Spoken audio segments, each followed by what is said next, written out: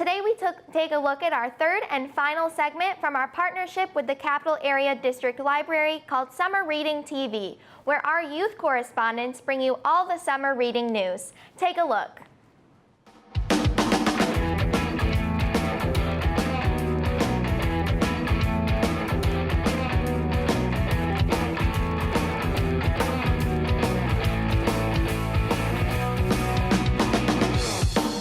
Hi, I'm Tavia here at HOMTV Studios. You're watching Summer Reading TV. And I'm Duncan, ready to bring you up-to-date library news.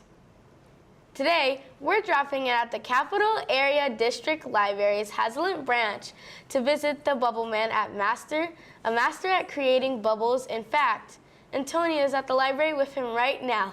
Thanks, Tavia. I'm Antonia, and we're here at Capital Haslett with Bubbleman and Bubbly Woman. Bubbleman, thanks. Bubbly Man and Bubbly Woman, thanks for joining us.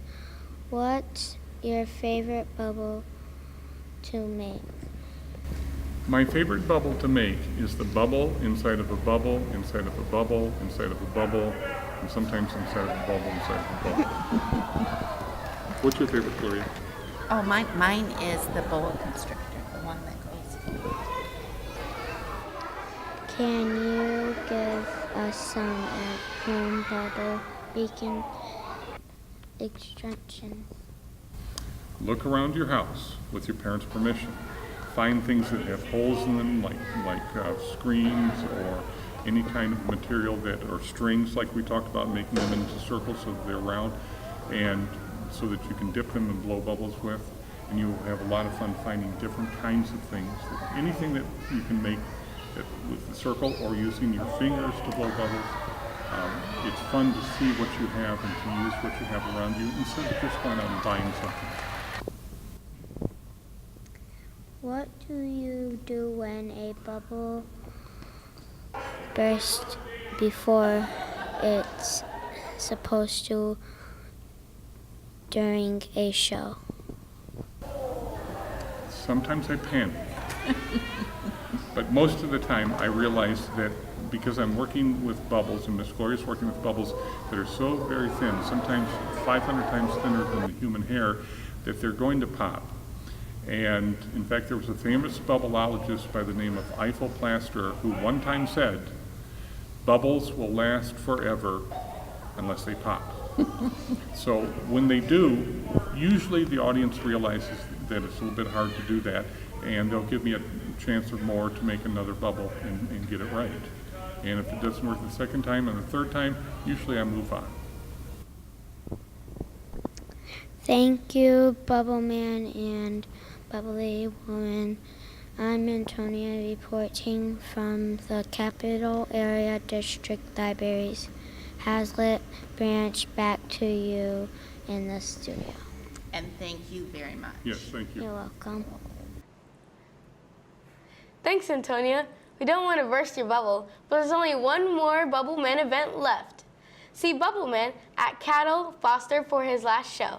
Get more details at cadl.org/events. Now we're headed over to Haslett and Okemos, where we'll move on from bubbles to sound waves. Dr. Slime will be entertaining the library with music experiments. Eva, I bet it's getting loud over there at the library. It sure is, Duncan. I'm Eva here at the Dr. Slime's Cosmic Vibrations event with Dr. Slime himself. Welcome to Summer Reading TV, Dr. Slime. Thanks. How did you get your name, Dr. Slime? Well, you know, it's kind of funny.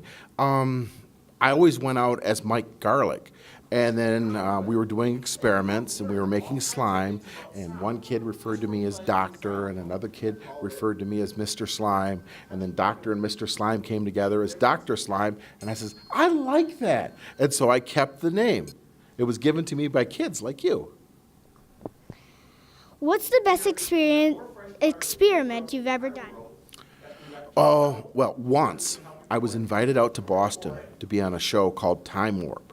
It was part of a Discovery Channel series where we do experiments, and they have these phantom cameras which slow things down to like 10,000 frames per second. And what we did is we did a simple can crush experiment, but we used the back end of a milk truck. So one of those big stainless steel trucks you see going down the road with milk in it. We got an empty tanker truck, we filled it full of steam, and then we hit it full of fire hoses that were chilled in dry ice, and the tanker truck went and crumpled. And that was probably the most exciting experiment I ever did. What's the worst experiment you've ever done? Well, I do a lot of pre-testing, and you see this carpet here? Okay, I have a throw carpet like that at my house, and I do a lot of experiments, and one day I had an experiment go kind of crazy, and I ended up having to buy a new carpet. So every now and then, things go crazy, and that's why I test things, and some things that I test at home never make it to the show because they don't work right, or there's too many ifs. So I like all my experiments to be safe, so I test and test and test until I'm really comfortable.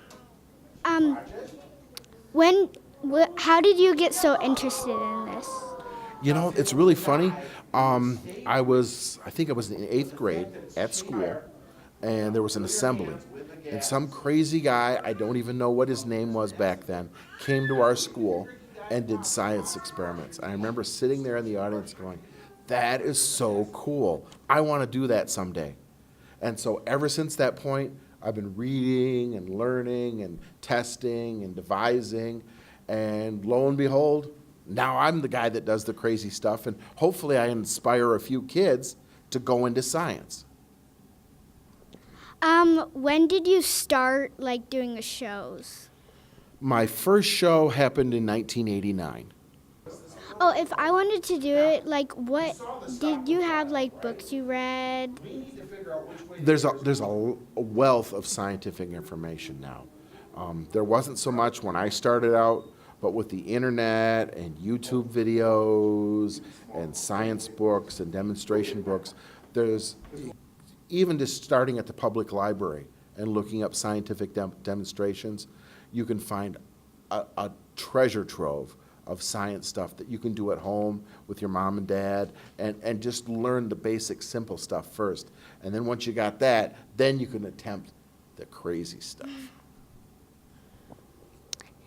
Thank you, Dr. Slime. I'm Eva reporting from the Capital Area District Library's Okemos branch. Back to you in the studio. Thanks, Eva. Catch more science and music events at CADL South Lansing's Art and Thursdays, and making music with Impression 5 at CADL Stockbridge and CADL Aurelius. Head to cadl.org/events to get all the details. Thanks for joining us on Summer Reading TV on HOMTV. Keep reading, keep rocking. Thank you to all of our youth correspondents that participated in this year's Summer Reading TV program.